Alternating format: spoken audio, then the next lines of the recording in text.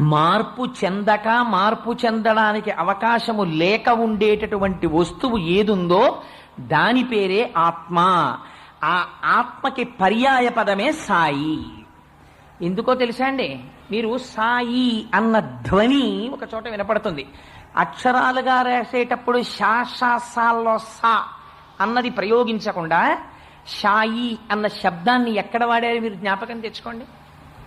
ఊర్ధ్వమూలమధశాయి అంది వేదం.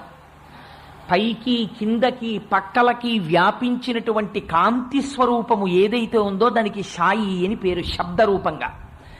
అందుకని ఇప్పుడు షాయి అంటే ఎవరు? అంతటా వ్యాపించినటువంటి వాడు. ఒకనాడు ఉండి ఒకనాడు లేనివాడు కాడు.